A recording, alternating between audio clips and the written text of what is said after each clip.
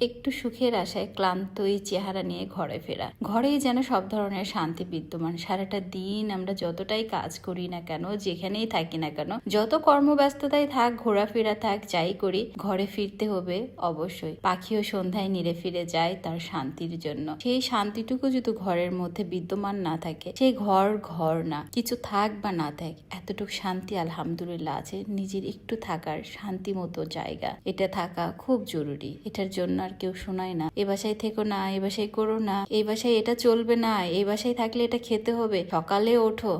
যাই হোক, আলহামদুলিল্লাহ পরিশ্রম করছি, তবে নিজের যে ব্যাপারগুলো সেটা নিজস্বতা আছে। অনেকেরই চিন্তাধারা আমি স্বাধীন থাকতে হয়তো বা খুব পছন্দ করি। কোনটা স্বাধীন জানেন? যখন বাবার ঘাড়ে খেয়ে কলেজ স্কুলে ফাঁকি মারতাম, প্রাইভেটে দিয়ে ঘুরে বেড়াতাম, ওটা ছিল স্বাধীনতা। যেটা আমার জীবন, এটা স্বাধীনতা না, কারণ আমার মাথার উপরে সবসময় আমার কর্মব্যস্ততা চলে। দেখেন, ঘরে ফেরার পর থেকে একাই ক্যামেরাগুলো রেডি করা, ছোট ছোট করে ক্লিপ নেওয়া, এগুলো আবার দিন শেষে এডিটিং করা, এর মধ্যে 3টা পেজ মেনটেন করা, ইউটিউব, টিকটক আছে, তারপরে আছে আমাদের মেসেঞ্জারে অর্ডার নেওয়া, এতগুলো এমপ্লয়, তাদের খোঁজ খবর রাখা, নিজের সংসারকে পরিপাটি রাখা, নিজেকে পরিপাটি রাখা, তো সব সময়ই ব্যস্ততা থাকে। এটাকে স্বাধীনতা বলে না। কোন স্বাধীনতা জানেন? টাকার স্বাধীনতা, যে হ্যাঁ আমি ইচ্ছা মতো হয়তো খরচ করতে পারি। এছাড়া যারা মনে করেন যে আমি স্বাধীন, এটা আপনাদের ভুল ধারণা। বরং আপনারাই অনেক স্বাধীন। আমি চাইলেই 2 ঘন্টা বেশি ঘুমাতে পারি না, আমি চাইলেই কোথাও ঘুরতে চলে যেতে পারি না, আমাকে আগে পিছিয়ে অনেক কিছু ভেবে তারপরে পা উঠাতে হয়। তাই আমার কাছে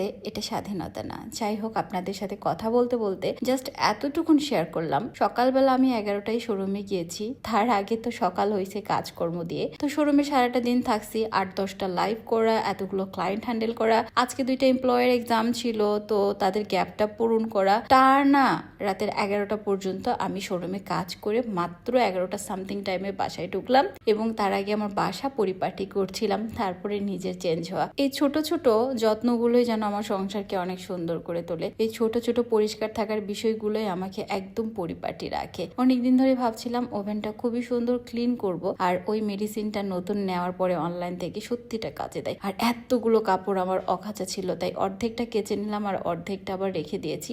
রাতের বেলা এসে এতগুলো কাপড় কাচার এনার্জি কই থেকে পাই, তাই না? আসলে এনার্জি করে নিতে হয়। প্রচুর ক্ষুধা লাগছে, সে একবার খাইছি আজকে 6টার সময়। মা খাবার পাঠাইছিলেন, তো 6টার সময় শুধু খাইছি, আগে পিছে কোনো খাওয়া নাই। আর এখন খেতে আর জ্বালাই, আমার বোন সেদিন খুব সুন্দর বাদামি লেবু পাঠাইছিল, তো সেইটা আবার খেয়ে নিলাম।